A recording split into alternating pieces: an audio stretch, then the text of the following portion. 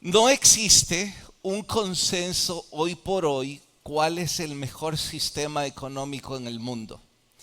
Pero pareciera ser que los libros postulan por sobre todo a tres e insisten que son estos los que durante toda la historia de la humanidad han estado en el top, en la cabeza de los mejores sistemas económicos. Note que esto no tiene que ver con política. Estoy dando datos. ¿Cuáles son esos tres sistemas que se postulan como los mejores en el mundo? El capitalismo, el socialismo y el tercero es la mezcla de estos dos, que los libros suelen llamarle economía mixta o qué sé yo, no nos importa.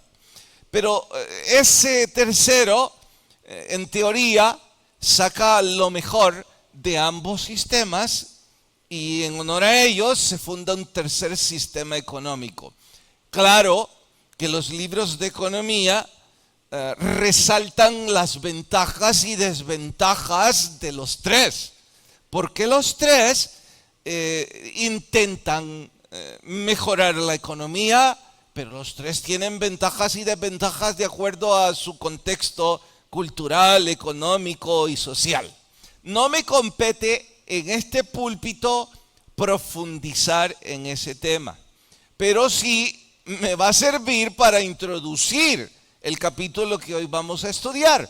Por ello, debo decirles dos o tres cosas. La primera es que en El Salvador, como en muchos países de Latinoamérica, se le apuesta al capitalismo. Ya dije que no voy a profundizar, pero se supone que ese es el sistema económico que rige nuestra sociedad, con sus altos y sus bajas, pero es este. Segundo, y estoy insistiendo en El Salvador, por aquellos que nos escuchan en cualesquiera otros rincones de internet.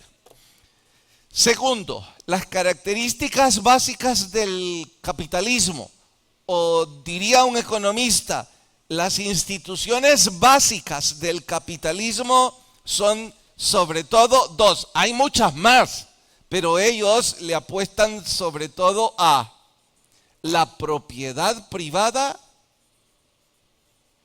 y a la mínima intervención del Estado.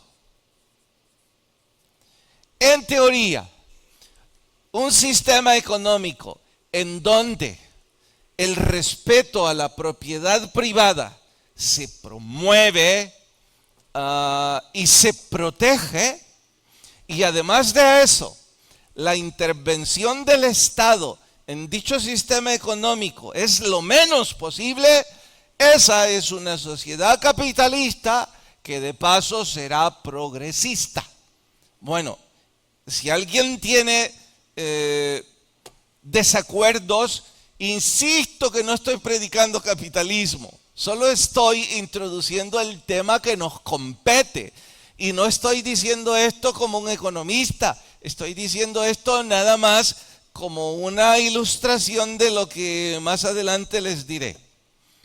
Tercer punto al respecto.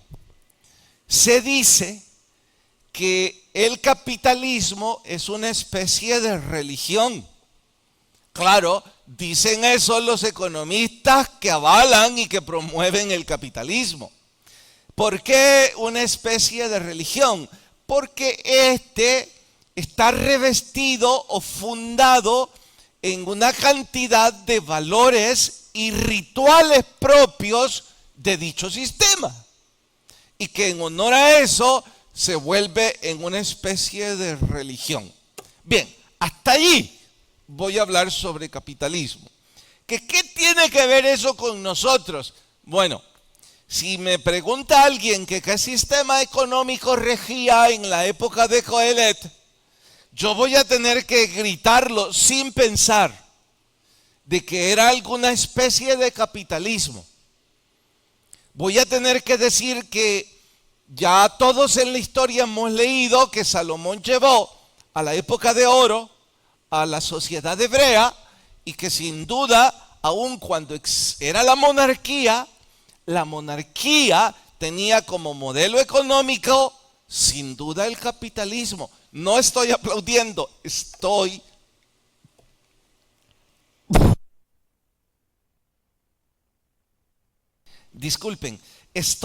narrando historia. Ahora, ¿es acaso entonces esto un aplauso al capitalismo? No, muy distante.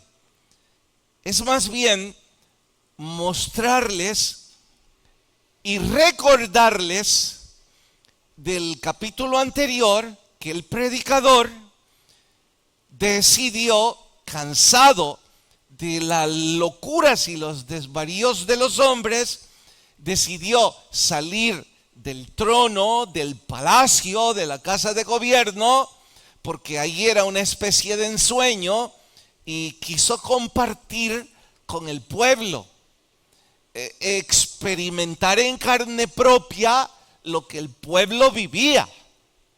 Y es así como el miércoles que pasó les narré cómo fue a distintos puestos de trabajo.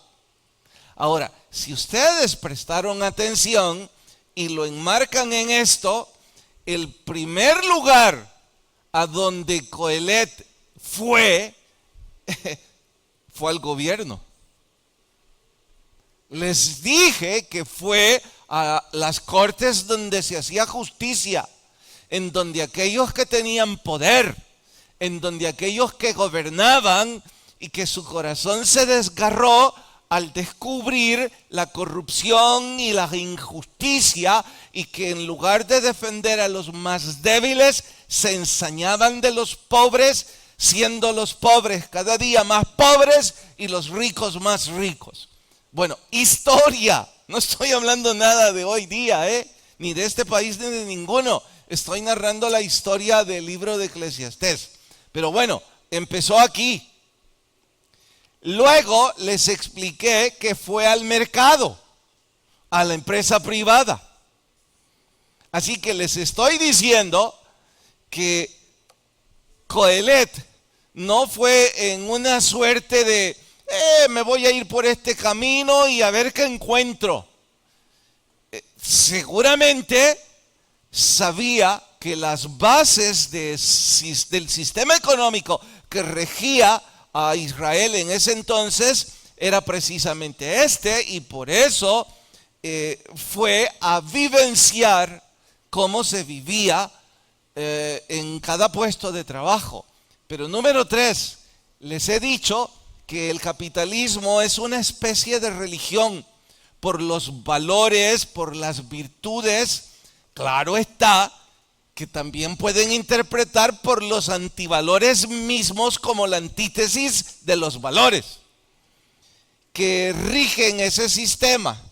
Entonces, dicho así, y dicho que Salomón seguro sabía mucho más de lo que estoy diciendo, pues si ya fui al Estado, si ya fui a la empresa privada, que ahora me corresponde la religión.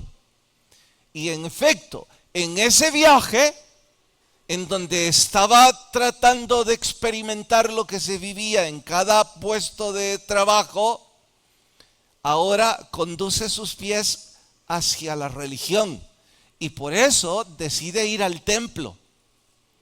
Él quiso estar ahí, a ver si me doy a entender. Hace como 20 o no, más años, quizás 30, se puso muy de moda el concepto de calidad total, especialmente en administración y en ingeniería. Y quienes lo pusieron de moda fueron los japoneses, porque ellos llegaban a todo sistema productivo existente y siempre nos enseñaban eso con la broma de que se ponían una gorra de turistas, pero lo que ellos eran realmente espías, que ellos iban a todo sistema productivo y tomaban notas de los sistemas para luego mejorarlos, y que en pocos años, bajo ese concepto de calidad total, habían transformado Japón y habían transformado el mundo, porque durante mucho tiempo las marcas japonesas fueron las que gobernaron el mercado mundial, si no todavía algunas. ¿Que cómo lo consiguieron? Pues la historia lo registra. Con esa gorra de espías, no es que inventaron los sistemas. Ellos no inventaron hacer los carros y por eso pusieron Toyota. Los carros y los motores fueron en sus inicios en Norteamérica, parte también de Europa. Ellos fueron a esos sitios y mejoraron todo el sistema. ¿Qué estoy diciendo con esto? También, a ver, si lo pueden desconectar, no tengan pena. ¿Qué estoy diciendo con todo eso? Lo mismo que ya he dicho antes, que lo que Salomón hizo fue ponerse la gorra de espía y quiso ir a comprobar, a vivenciar cómo se ejercía el Estado, la propiedad privada o la empresa privada y ahora la religión misma. ¿Qué estoy diciendo? Que en este viaje ahora vamos a disfrutar. No vamos a disfrutar. Nos vamos a frustrar. Porque la decepción, la desilusión que Coelet llevó en el sistema de religión del pueblo hebreo fue desastroso. Él dijo que le estaban robando a Dios. Él estaba avergonzado de ese sistema religioso. Pero eso y más en el sermón de hoy titulado Cuidado con robar a Dios. Vayan al capítulo 5, libro de Eclesiastés. Capítulo 5, libro de Eclesiastés.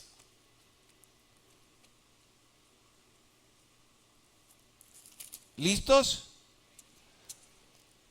Capítulo 5, verso 1. Cuando fueres a la casa de Dios, guarda tu pie. Vamos a poner esto acá para que lo tengan en cuenta. Guarda tu pie. Este es un modismo hebreo. Cuando digo modismo, es un modo en esa cultura para referirse a algo específico.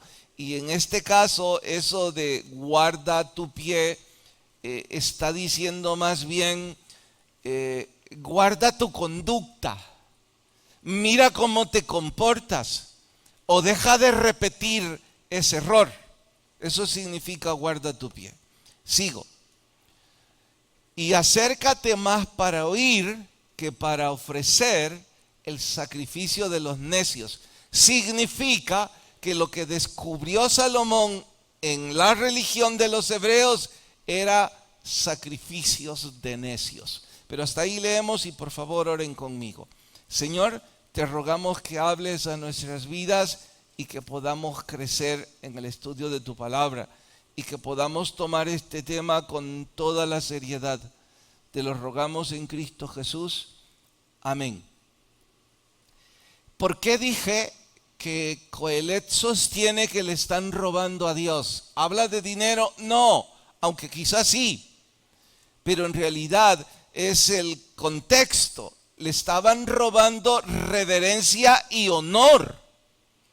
Le estaban robando al sistema de religión los valores por los cuales se constituye la religión misma. ¿Y cómo le estaban robando? En sus actos de adoración. Lejos de ser sinceros, espontáneos y genuinos, eran hipócritas y superficiales. Por eso dice, guarda tus pasos de obrar como estos. Y cuando vayas a la casa de Dios, si finalmente se te da la gana ir, pues asegúrate de tener la actitud correcta. Así es que, por supuesto que en este estudio, esto va dirigido a todos los que vamos a una iglesia, todos los que estamos luchando por ser parte de una religión. Deberíamos prestar atención en cuanto a cuida tus pasos, cuida tu actitud. Mira cómo te comportas en dicho sitio. Al respecto, él sostiene varios puntos. El primero, sacrificio de necios. Empecemos por entender sacrificios. O sea, ir al templo significaba sacrificio. Sí, porque recuerden que en el contexto histórico, ir a la casa de Dios implicaba llevar un animal que fuese vicario, que pagara en lugar de nosotros el pecado. Y ahora dice que ese era un sacrificio de necios. Pero ¿cómo aplica? ¿Por qué eran necios? Ya se los explico. Primero hablemos de sacrificio.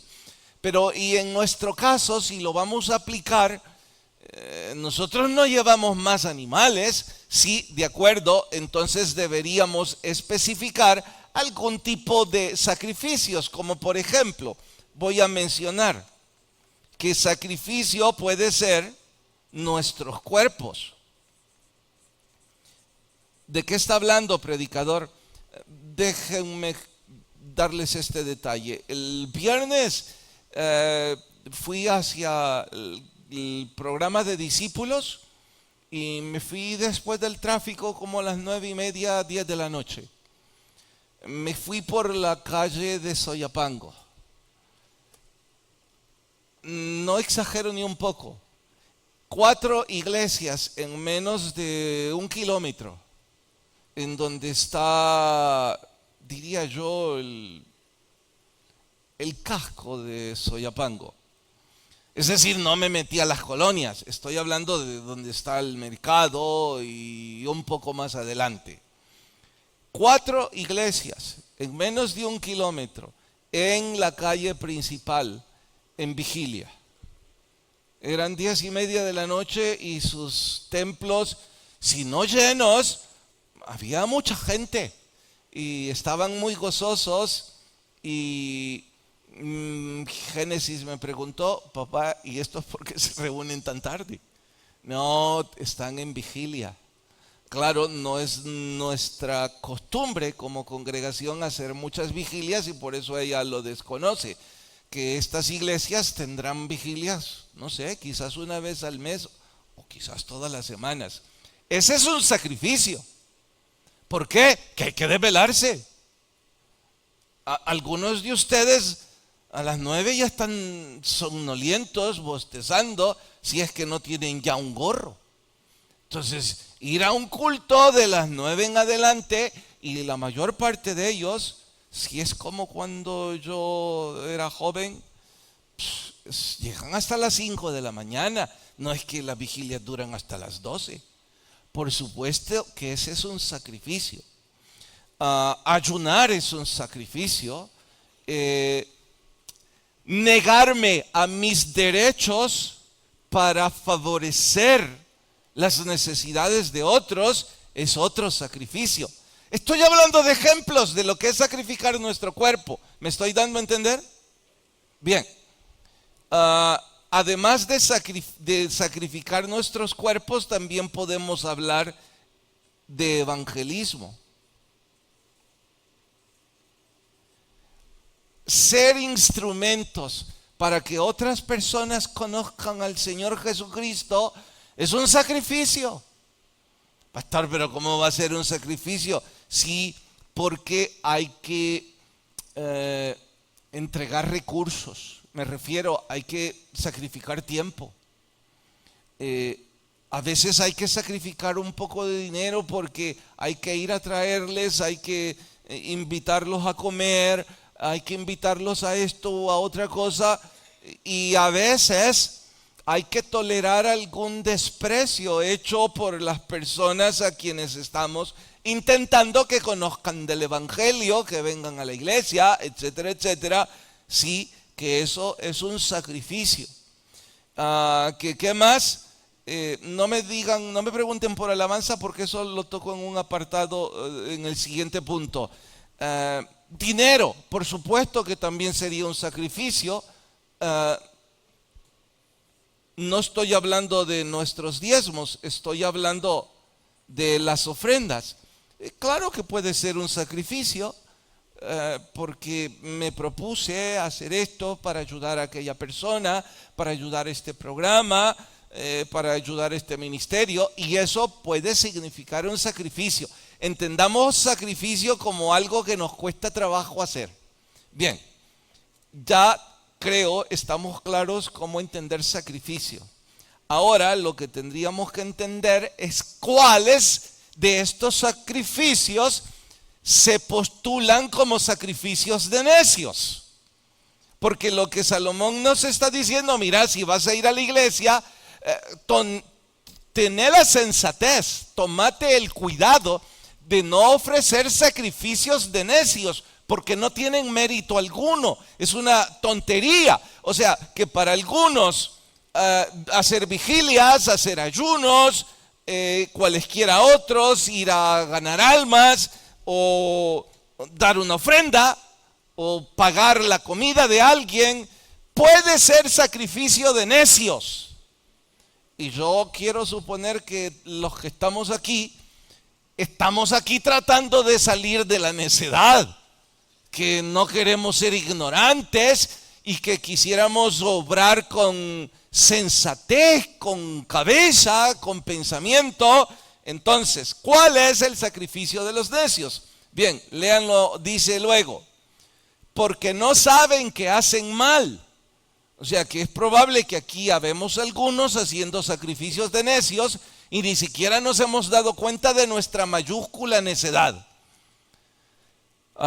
Dice, de nuevo vamos al 1. Cuando fueres a la casa de Dios, guarda tu pie y acércate. ¿Qué cosa dice? Más para oír que para ofrecer sacrificios. No debo ofrecer sacrificios, como no, pero este es otro modismo. Más para oír que para hacer. ¿Qué está diciendo? Mira, acércate con el corazón de entender cuál es el mejor sacrificio o con qué se debe acompañar este sacrificio para que este sacrificio tenga mérito. No vamos a establecer una escala en la que vamos a ponderar algo así como, vamos a decir ahora, los ayunos del 1 al 10 valen 8, las ofrendas, si pone de $10 en adelante, bueno, ahí de 10 en 10 vamos a ir sumando hasta llegar a 10, O sea que el que solo da 1 tiene .01. No es que vamos a hacer una escala así de ponderar cuáles son los mejores o los peores sacrificios. Todos en la lista, si no se acompañan de esta actitud, son sacrificios de necios. O sea que si usted vino hoy, pero no se acompaña de lo que estoy por explicar, es una necedad que esté aquí. Si tuvo que pagar el bus, gasolina, que se sacrificó madrugando, o que el viernes fue a una vigilia, o que fue a ganar almas, o que fue parte de un evento y que puso dinero, que sirvió, que hizo esto, lo otro. Todo eso puede ser una total necedad si no se acompaña de oír. ¿Oír qué, pastor? ¿Cuál es la idea? Es otro modismo. En este caso, oír significa obedecer. Está diciendo, mira, que no se te ocurra que ayunar, que dar ofrendas, que ser líder de un equipo, que servir comida, que estar en acomodación, en parqueo, todo eso, que no se te ocurra que con esto vos estás compensando y estás llevando una ofrenda o un sacrificio que el cielo te aplaude y que te dice, este es un hijo que está queriendo poner su corazón. En lo absoluto se llaman sacrificio de necios, porque no oyen. De hecho, atentos con esto, todo el que está en un ministerio sirviendo y no entra a un culto 2 veces por semana a adorar al Señor, a estudiar la Biblia, que no tiene un compromiso con lo que significa esto, pero sí está en un ministerio, es uno de los necios más grandes. ¿Por qué es un gran necio? Porque no solo está ofreciendo sacrificios de necios, sino que además está siendo utilizado. ¿Por qué utilizado? Porque los que dirigimos, felices nosotros de que ustedes vengan y se pongan el chaleco de parqueo, que vengan y acomoden, que vengan y sirvan comida. Necesitamos eso porque no tenemos el dinero para pagar esas posiciones de trabajo. Pero ustedes lo hacen un voluntariado. Y usted, como un perfecto necio, viene creyendo que compensa eso su falta de obedecer la palabra de Dios. Y que con esto compensa, no compensa nada. El mejor sacrificio que usted y yo podemos dar a Dios es nuestra voluntad rendida a su voluntad, obedeciendo su palabra. Citaré un ejemplo más. Voy a sacrificarme, voy a enseñar la Biblia a los niños, voy a dedicar horas de estudio, voy a dedicar horas de trabajo, dinero además, y les voy a llevar refrigerio. Wow, sí, hay mucho sacrificio en eso. Pero la verdad es que yo no estoy casado. Yo anoche me acosté con la que no es mi esposa. Y como estaba lloviendo, fue una noche bellísima. Pero hoy voy a ir a servir a los niños en mi Jesús, voy a estar en capilla infantil y voy a ir a ofrecer sacrificio de necios. Porque el primer sacrificio es nuestra voluntad rendida a la voluntad de Dios. Entonces, ¿qué quiere usted hacer? Coelet solo dijo: fui a la casa de Dios y salí decepcionado. Me di cuenta que esa gente llega a ofrecer sacrificios de necios. Guarda tu pie. Ahora le estoy diciendo a usted y me estoy diciendo yo: cuide de no hacer el sacrificio de los necios. Es que les estoy diciendo, mire, es como: voy a comer en la mañana 2 huevos picados, no, mejor estrellados, con un poco de requesón y una porción de pan integral. Nutritivo, ¿cierto? Saludable. Pero a eso de las 10, ¡ay! Que no me miren mal esas pupusas porque me voy a comer 4. Con queso así derretido y un montón de curtido. Y entre más vinagre, mejor el curtido. Bueno, y es que tan rico que es, ¿no? Entonces, ¿qué cree que le va a decir su cuerpo? Estás loco.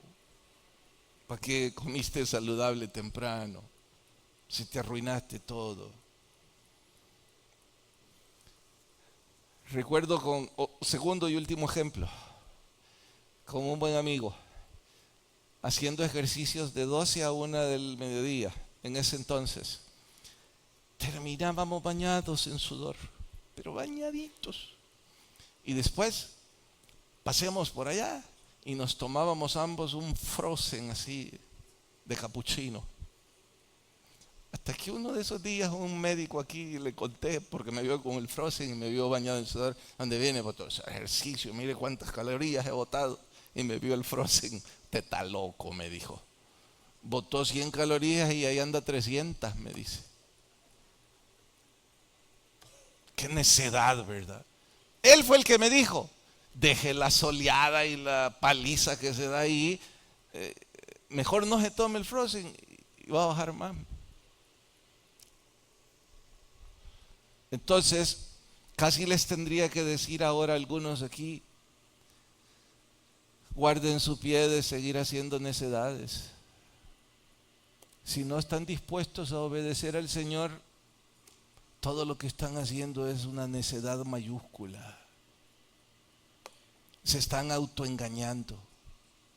Ya no digan me engañaron, porque yo se los estoy diciendo.